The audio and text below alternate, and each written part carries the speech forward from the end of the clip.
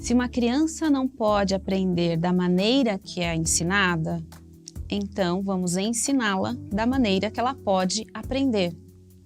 Bora bater um papo sobre necessidades educacionais especiais de aprendizagem? Então, vem com a gente até o final.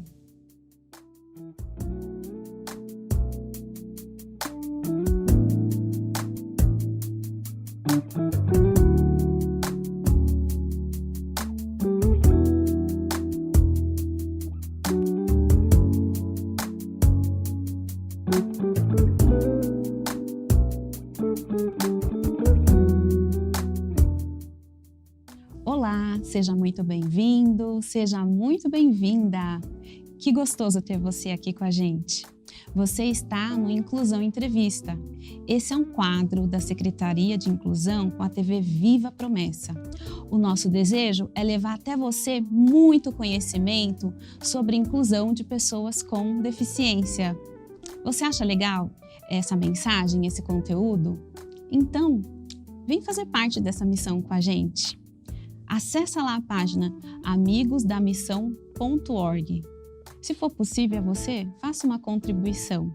Eu tenho certeza que a sua contribuição vai fazer toda a diferença para que programas como esse aí possam ser cada vez mais implementados aqui no nosso canal.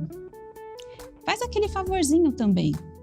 Compartilha o link dessa programação com seus amigos, no grupo de WhatsApp da sua igreja, no grupo de WhatsApp das irmãs da sua igreja. Compartilha lá no seu Facebook. Dá aquele joinha pra gente, faz um comentário. Todo esse envolvimento vai fazer muita diferença para que esse tipo de conteúdo ganhe mais relevância nas redes sociais. E assim você vai estar ajudando a gente também. Então, sem mais delongas, hoje nós vamos bater aquele papo muito fundamental quando o assunto é ensino e aprendizagem. Nós vamos falar sobre aquelas pessoas que têm necessidades diferentes de aprendizagem. Porque se tem uma coisa em que nós somos todos iguais, é nas nossas diferenças, né? E as nossas diferenças na hora também de aprender. Ficou meio difícil aí de entender? Mas não se preocupa. Quem vai explicar isso direitinho pra gente é a nossa convidada de hoje. É a professora Lilian Pimenta, que a gente tem o prazer aqui de receber nos nossos estúdios. Professora Lilian, seja muito bem-vinda. Que alegria, que gratificante ter você aqui com a gente nessa manhã para a gente conversar, então, sobre esse assunto que é tão relevante quando a gente fala de educação. É isso mesmo. Olá, Juliana. Muito obrigada pelo convite. Eu espero que possa esclarecer um pouquinho, né, para as pessoas que estão assistindo, um pouco sobre educação inclusiva, sobre ensino e aprendizagem. Bem, e para você que está em casa se familiarizar um pouquinho com a professora Lilian, ela é pedagoga, ela é psicopedagoga e ela é uma das líderes da Secretaria de Inclusão da Igreja Adventista da Promessa. Professora, para a gente começar essa conversa, né, sobre o ensino e aprendizagem, fala para a gente, explica um pouquinho para a gente o que é a educação inclusiva, né? A educação inclusiva, ela se aplica apenas para crianças que tenham algum tipo de deficiência ou ela também se aplica de uma forma mais genérica, né, para crianças que tenham necessidades diferentes, peculiares aí, quando a gente fala de aprendizagem? Então, Juliana, para a gente pensar hoje um pouquinho sobre educação, eu quero que todos também pensem sobre a educação aonde você está inserido, tá? Então, quando a gente falar sobre educação, sobre ensino, sobre aprendizagem, pensa então aonde que você está. Então, a educação é na escola regular, é na escola bíblica infantil, é na escola de adolescentes, escola bíblica com adolescentes, com adultos. Então, a gente vai falar no modo geral, mas você vai, né, quero que as pessoas que estão assistindo que vão trazendo esse conceito para o lugar que você está inserido, tá bom? Então, vamos à pergunta agora, né? Depois dessa consideração, Eu quero falar um pouquinho sobre o conceito de educação inclusiva, baseada na Declaração de Salamanca, que é uma declaração que foi, enfim, escrita no movimento ali das Nações Unidas. É um documento mundial e que ele pauta leis, enfim, conceitos de vários países, né? Então, essa declaração diz que o princípio fundamental da educação inclusiva é que todas as crianças devem aprender juntas. Uhum. Então, independentemente de qualquer dificuldade ou diferença. Então, o ensino para todos precisam aprender juntas. E as escolas inclusivas, então, elas devem reconhecer essas diferenças e responder a essas diferenças. Como? Com o ensino que abarque essas diferenças, que abranja todas essas diferenças. E quais são essas diferenças? Então, não são somente questões de deficiência. Então, ou uma criança com deficiência visual, ou com hiperatividade, autismo, mas também estilos de aprendizagem diferentes. Ou também questões de cultura, nível social. Então, em uma escola, num ambiente de educação, essas crianças devem aprender juntas e todas devem ser consideradas para que a educação inclusiva aconteça. Então, uma educação capaz de promover mudanças individuais, né? Então, para cada um de acordo com a sua necessidade, para cada criança de acordo com o que ela precisa, né? Para que a educação seja realmente efetiva. Muito, muito importante isso que você falou. E só pegando a sua consideração, né, que eu achei bem importante que você fez no começo, até porque eu tenho certeza que tem muita gente que está assistindo a gente, acompanhando a gente, que não é exatamente um professor, um pedagogo, né? Mas é interessante você ter falado essa aplicação, né? Que a gente precisa aplicar o ensino para o nosso contexto, ou seja, o lugar onde a gente está inserido, porque a educação também acontece em casa, né, professora? Então, de repente, você que é pai, você que é mãe, enfim, a educação e tudo isso que você falou, a gente também pode trazer para os nossos lares, para dentro de casa, para a nossa família, porque também é um ambiente, né, de intensa educação, não é, professora? E aí tem a questão de irmãos, de primos, então um irmão é diferente do outro, né? Uma pessoa da família é diferente da outra.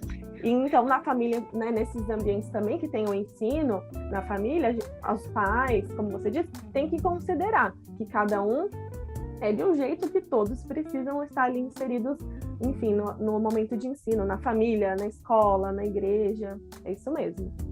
Muito bem. E professora, a educação inclusiva, ela tem alguns princípios, não é verdade? Quais são esses princípios? Você poderia explicar um pouquinho melhor para a gente compreender? Isso mesmo. Então, para a gente continuar pensando em educação inclusiva, existem 5 princípios básicos da educação inclusiva. Então, 5 coisas aí que os professores, que os pais, enfim, precisam ter em mente, precisam ter claro, né, na sua mente, para que você consiga, então, promover essa educação inclusiva, tá? O primeiro princípio é que toda pessoa tem o direito à educação. E é até um direito garantido por lei, né, na nossa legislação brasileira. Então, todos têm direito à educação. Educação regular, educação na igreja, o ensino na escola bíblica. Então, todos, sem exceção, têm o direito a essa educação.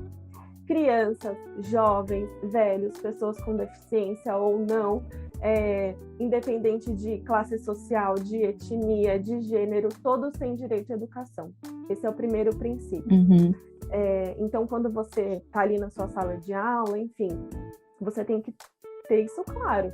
Que a educação, que o que você está ensinando tem que atingir a todos. Que todos têm que estar inseridos ali naquela sala de aula, naquele espaço de ensino. Porque a educação é um direito de todas as pessoas, tá? Segundo princípio, toda pessoa aprende. E aí a gente vai conversar bastante sobre isso, né, mais pra frente. Mas é um princípio da educação inclusiva. Toda pessoa aprende. Todos têm capacidade de aprender alguma coisa, só que da sua maneira, do seu jeito. Então, todo mundo aprende, mas a gente precisa levar em consideração como essa pessoa aprende. Então, não existe isso de falar assim, nossa, essa criança não aprende nada. Eu já ensinei, já falei, nossa, parece que aqui nada acontece, né? Parece que eu tô falando com a parede, ele não aprende nada. Não, na educação inclusiva isso não existe. Porque um dos princípios da educação inclusiva é toda criança aprende, toda pessoa aprende. Então, todos têm capacidade de aprender. Nossa, você falou 2, né?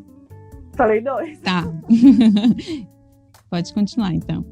Vamos lá. Terceiro, então. Atrelado a esse toda pessoa aprende, a gente vem para o terceiro princípio, que o processo de aprendizagem é singular para cada pessoa. Ou seja, cada um tem uma forma de aprender, tem uma maneira de aprender. Algumas pessoas aprendem mais facilmente com metodologias tradicionais. Precisam de sala de aula, do professor falando, de lousa, de giz. Outras pessoas aprendem facilmente sozinhas, estudando em casa, pesquisando na internet, no computador, se dão muito bem no ensino à distância. Outras pessoas precisam colocar a mão na massa, precisam desenvolver o projeto, precisam estar inseridas ali naquele processo. Tem pessoas que aprendem olhando uma imagem, né, visual, precisam de um vídeo, de uma imagem. Tem pessoas que gostam de aprender com o outro, discutindo, conversando. Então, eu já falei um pouquinho aqui, né, sobre os estilos de aprendizagem. Cada pessoa aprende, só que cada um tem um jeito singular de aprender, tem o seu jeito de aprender, tá bom? E o quarto princípio diz sobre o convívio no ambiente escolar.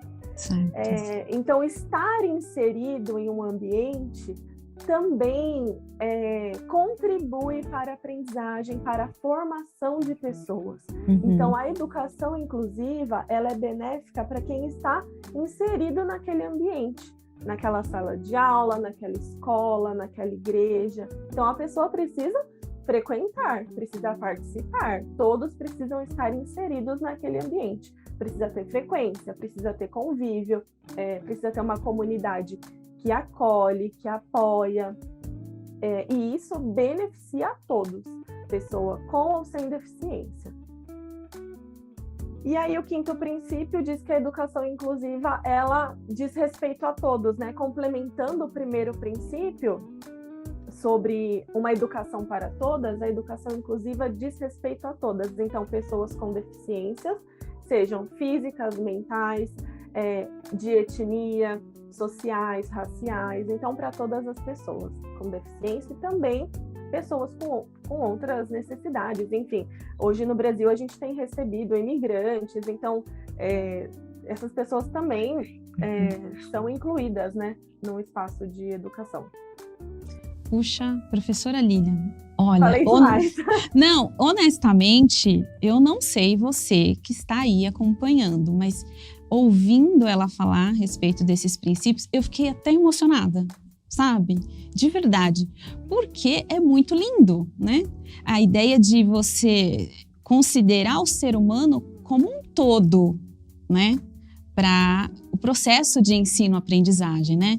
Então, você considera que todo mundo tem um direito, você considera que todo mundo é peculiar, já que nós somos iguais, porque somos diferentes, né? E essas diferenças não têm a ver só com a questão da condição da deficiência, mas com inúmeras condições que podem interferir nesse processo. Então, assim, eu achei esses princípios maravilhosos e fantásticos. Mas... Juliana, não, só complementando a sua fala, por que às vezes eu acho que isso não acontece? Porque as pessoas não conhecem esses princípios, né? Não tem isso claro. Então, os professores, aqueles que estão em espaços de ensino, precisam ter esses princípios claros, né, na mente.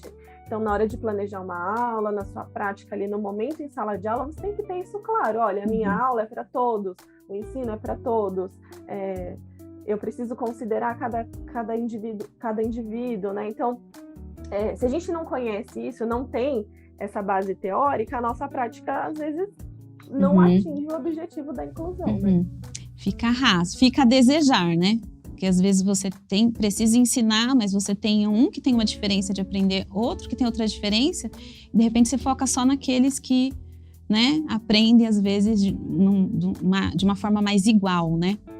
Mas, na verdade, a minha pergunta vem exatamente desse seu comentário, né? Porque é desafiador, né? Na verdade, você colocar esses princípios em prática. Então, a minha pergunta é, e aí, professora, como que faz para colocar esses princípios em prática? É isso mesmo, é um desafio. Eu acho que a primeira questão que o professor, né, ele tem que pensar, ele tem que refletir a todo momento, então, sobre a sua aula, sobre a sua prática. Ele não pode simplesmente planejar, chegar da aula dele, achar que foi tudo maravilhoso, e no dia seguinte de novo, na semana seguinte novamente, e sem uma reflexão, sem uma pausa, né? Então, ele precisa pensar quais serão as estratégias, né, que irão atingir todos os alunos, as singularidades de cada aluno. E aí eu pensei em 3 perguntas norteadoras, 3 perguntas básicas aí. Ótimo. Para que o professor, então, ele pense e reflita enquanto ele estiver planejando, pensando na sua aula. Primeira, eu estou colocando o aluno no centro do processo educativo? Numa sala de aula, será que eu estou pensando no aluno como centro da aprendizagem? Então, a primeira pergunta que você tem que refletir, que você tem que fazer. Eu estou considerando os interesses do meu aluno e as possibilidades do meu aluno? Segunda pergunta. E a terceira pergunta, será que as minhas estratégias estão despertando o engajamento e a aprendizagem do meu aluno ou de todos os meus alunos? Então, 3 perguntas norteadoras. Se eu estou colocando o aluno no centro do processo educativo, se eu estou considerando os interesses do aluno e as possibilidades, aquilo que ele pode fazer, que ele pode desenvolver, que ele pode aprender, e sobre as estratégias. Será que as estratégias que eu estou usando despertam o engajamento do aluno? Será que essas estratégias são eficazes, são efetivas? Então, pense aí, reflita um pouquinho sobre essas 3 perguntas. Por quê? Em alguns momentos, o professor, ele pensa, né, ele planeja e esquece do aluno. Ele planeja uma super aula, mas a super aula é para ele, que ele gostaria, né? E ele não reflete sobre quem que é a turma dele, quais são os alunos, qual é o contexto social, quais são os interesses. Então, por isso a importância de a todo momento você parar e pensar no seu grupo, na sua turma, e aí também conhecer o grupo, conhecer a turma, os interesses. Se você não conhece os seus alunos, você não consegue planejar estratégias para cada um, né, ou estratégias para aquele grupo. E aí, pensando então um pouquinho em atender essas características individuais, mas também globais, né, também do grupo, um dos meios utilizados para atingir esses objetivos é através dos recursos pedagógicos e tecnológicos. Então, o professor, ele precisa lançar mão, né, utilizar esses recursos, as tecnologias assistivas, recursos pedagógicos, visuais, jogos, brincadeiras, sites, para que o ensino, então, seja para todos. Às vezes, uma aula convencional, com lousa, registro tradicional, atinge algumas crianças, algumas pessoas, atinge parte dos estudantes, mas não atinge todos os estudantes. Por isso que o professor, ele precisa planejar uma aula em que alunos que aprendem visualmente vão ter oportunidade de aprender. Alunos que aprendem ouvindo vão ter oportunidade de aprender. Alunos que precisam da manipulação de objetos, que precisam do concreto, também vão ter oportunidade de aprender. E aí eu queria dar um exemplo, porque assim, se você também pensar em cada um, né? Então eu tenho ali um aluno, por exemplo, com deficiência visual. Eu vou pensar numa aula para ele e vou pensar numa aula diferente para o grupo. Não vai dar muito certo. Então, como que você vai fazer isso? Você vai adaptar aquele conteúdo. E aí tem um exemplo que eu quero trazer para vocês pensarem comigo sobre a construção de um prédio, de um edifício, enfim, de uma casa que tem uma elevação. E aí, às vezes as pessoas constroem a casa, o edifício, e colocam uma escada para ter acesso à parte mais alta dessa casa, desse lugar, desse prédio. Só que se a pessoa colocar a escada, todos vão conseguir entrar? Todos vão conseguir chegar ali dentro daquele lugar, daquela casa, daquele prédio, com uma escada? Não. É certo que no futuro, o que a pessoa vai ter que fazer? Construir uma rampa, ou colocar um elevador para ter acessibilidade. Então, quando você está construindo um lugar, uma casa, por que você já não constrói com uma rampa? Ou com um elevador e tira a escada? Pronto, porque a escada não vai facilitar o acesso. O que vai facilitar o acesso? A rampa. A rampa ou o elevador. É a mesma coisa na sua aula. Se você está planejando a aula, por que você já não planeja a sua aula com uma rampa, né? Com aquilo que vai facilitar o ensino e a aprendizagem para todos. Então, às vezes o professor faz 2 etapas. Faz a escadinha para quem consegue acessar pela escadinha e divide e depois faz a rampa. Então, por que a gente não pensa então só na rampa, né? Na estratégia, então, que vai facilitar o ensino para todos. Para todos.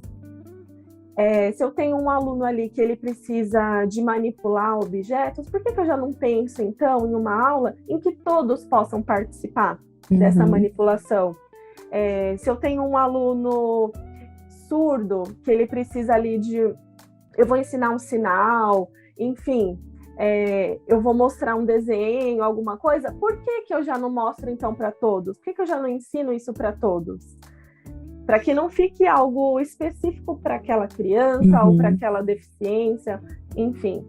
Então, pensar um pouquinho, quando você estiver planejando a sua aula, nessa rampa, né? No que vai facilitar para todos. Nossa, muito esclarecedor, viu? O seu exemplo, eu acho que a gente não vai mais esquecer de pensar tudo com rampa e elevador, né?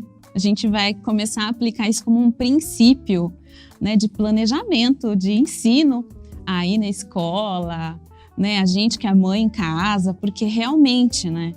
Isso traz talvez um nivelamento para o aprendizado, né? Para que todos possam participar daquele momento, né? E também serem beneficiados desse tempo de aprendizado, né, professora? É isso mesmo. E aí você acaba incluindo, né? Então, quando você usa um recurso que facilita mas que todos podem usar, que todos podem aprender com aquele recurso, ali já é um momento de inclusão, né?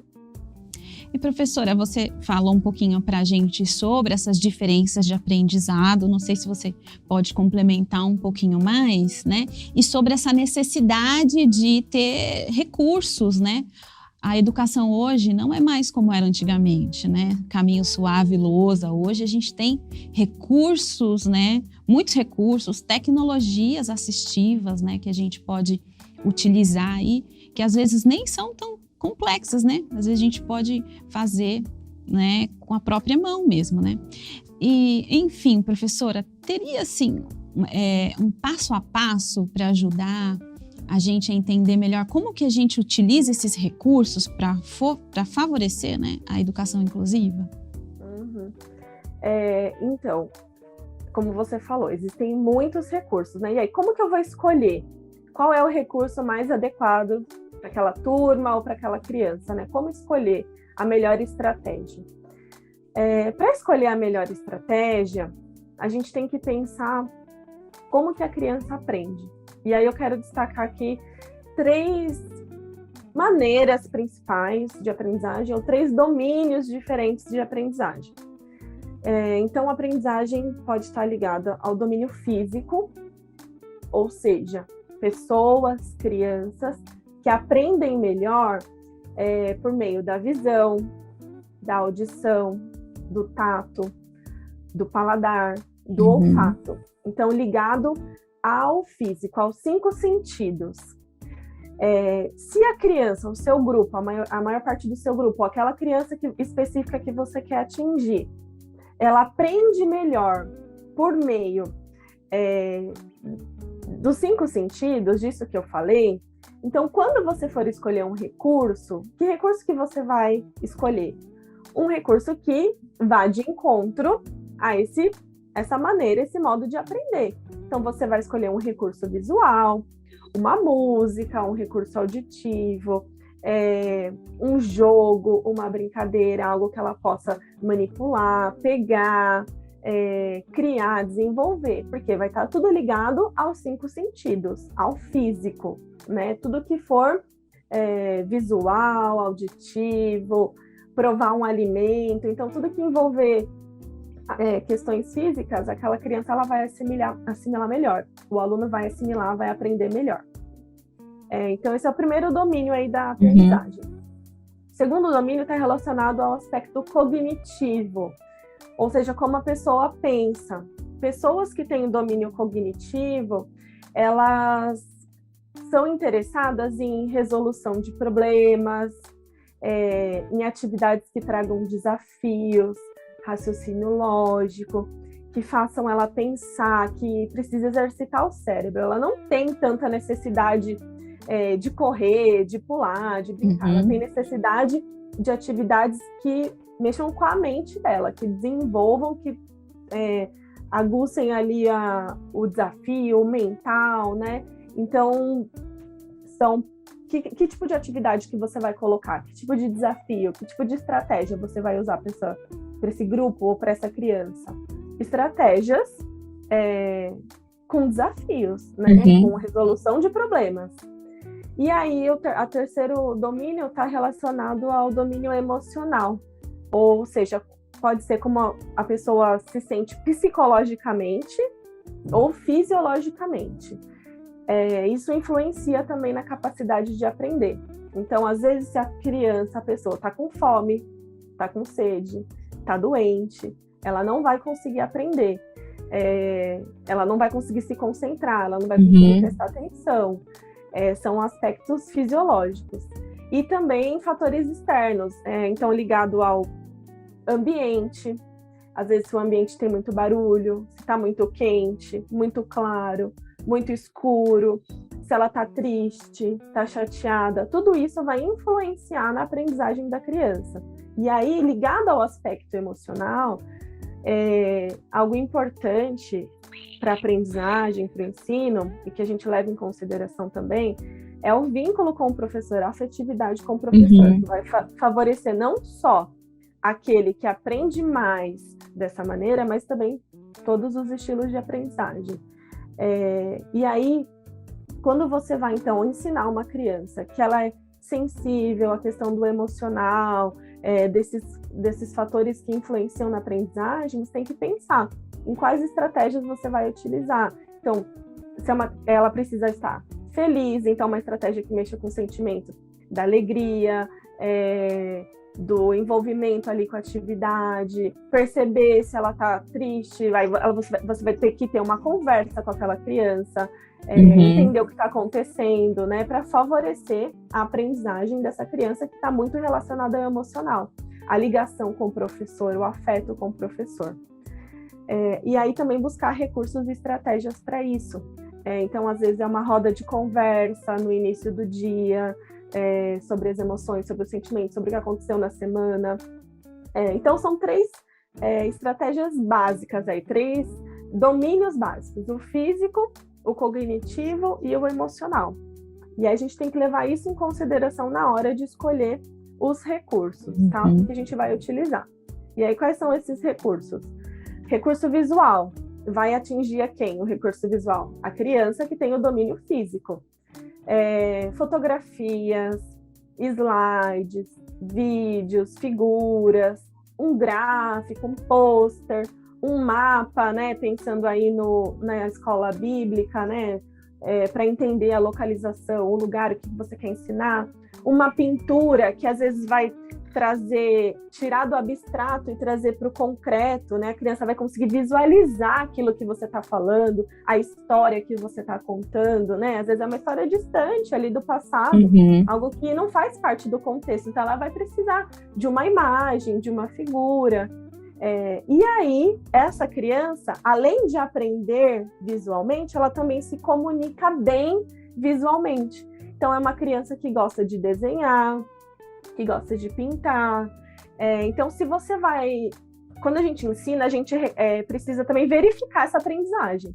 Então, numa verificação de aprendizagem de uma criança que é muito visual, como que você vai verificar a aprendizagem dessa criança? Você vai pedir para ela fazer um texto? Para ela resolver um problema? Não, pede para ela fazer um desenho, algo relacionado ao estilo também que ela aprende. E aí, vamos falar agora um pouquinho também sobre a aprendizagem auditiva. Então, pessoas que aprendem bem ouvindo informações, que precisam do professor ali transmitindo informações, falando, pessoas que gostam. E aí, quais recursos que você pode usar?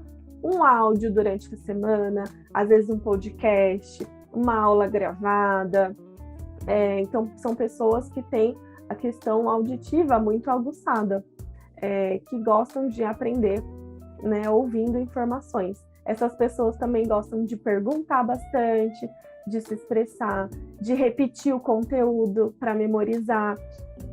Então, você tem que dar um tempo, né, na sala de aula para que a criança, o aluno, assimile isso. Se ele é um aluno auditivo, que ele gosta de ouvir bastante, ele também vai querer perguntar, ele vai querer conversar com você, ele vai querer se expressar, ele vai querer repetir o conteúdo, né? Eu tenho um aluno que tudo que eu falo, ele repete. Eu falo, página 36. Ele, página 36. Ele é um aluno auditivo, né? Então, ele gosta de repetir. E aí, a gente vai falar assim, não faz isso, fica quieto, para de falar.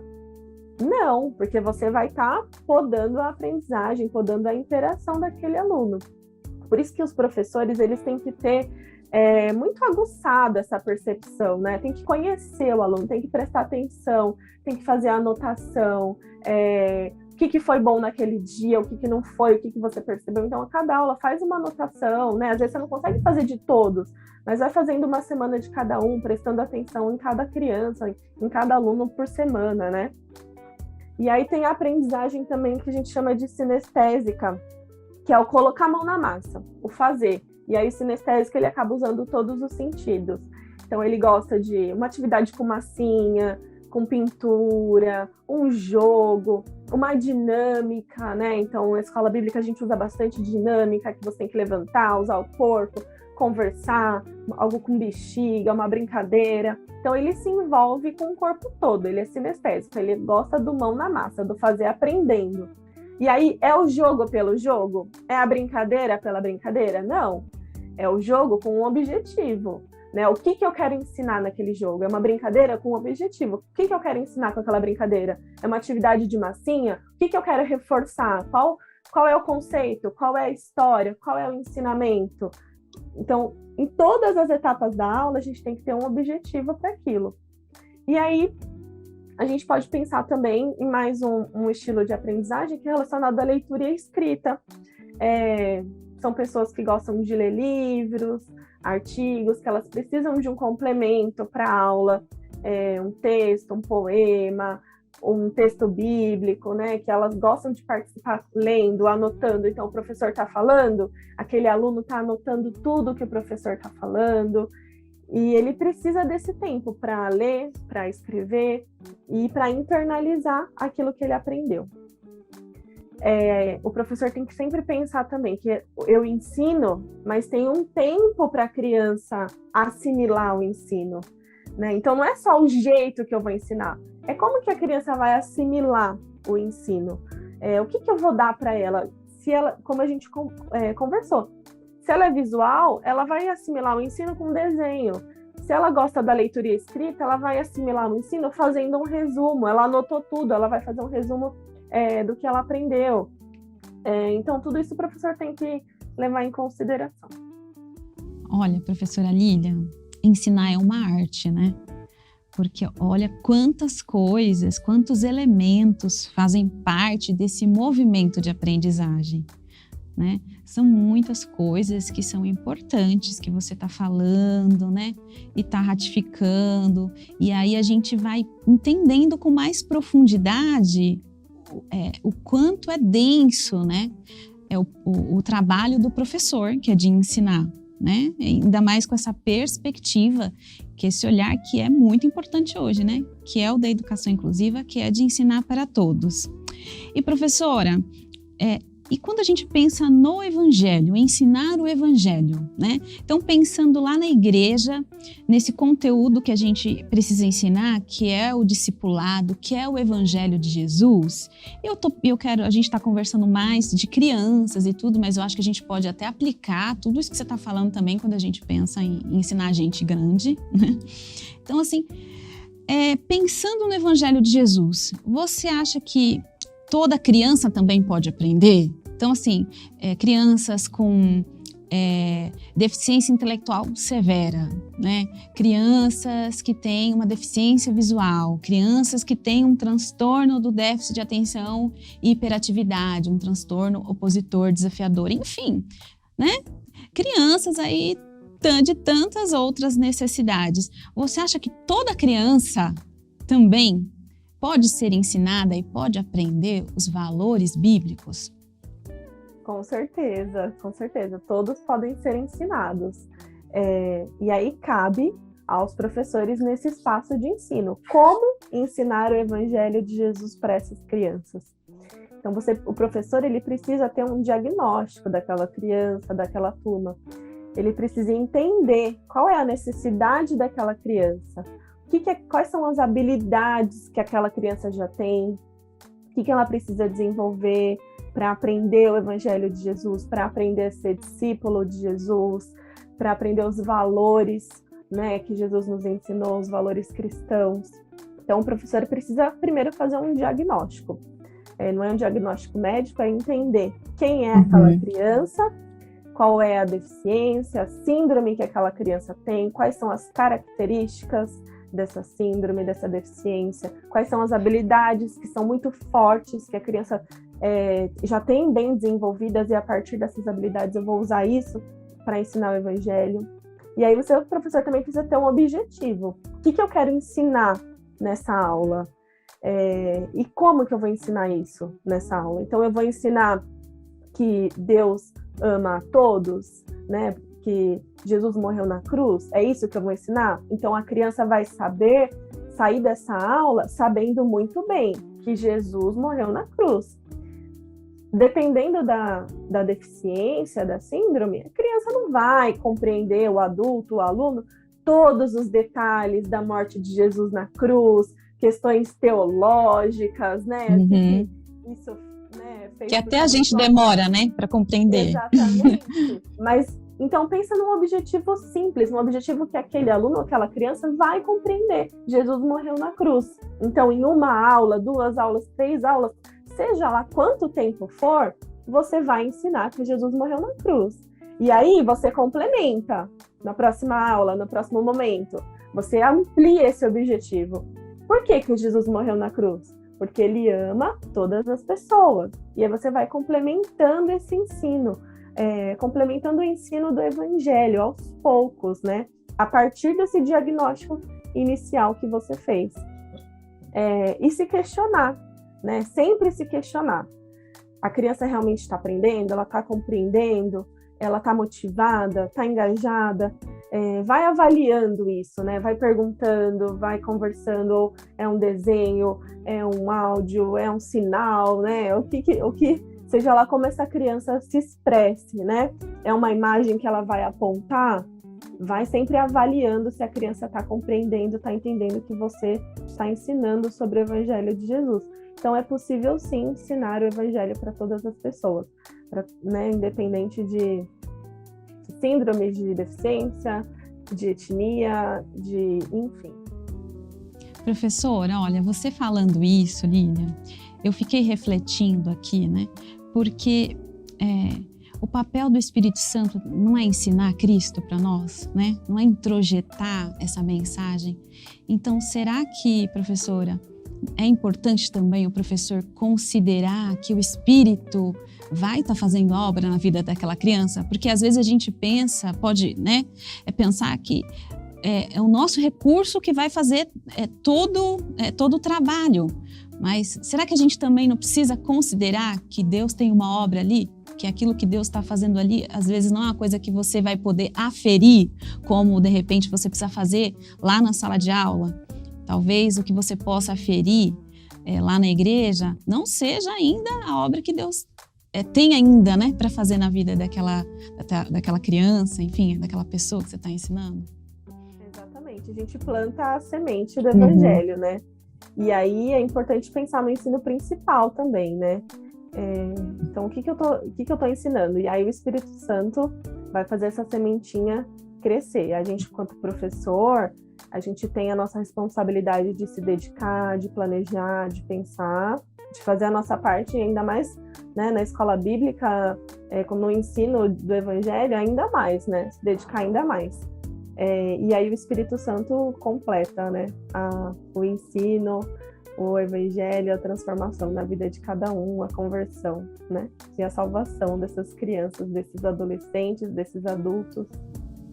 Puxa, professora, quanta coisa a gente está aprendendo aqui com você.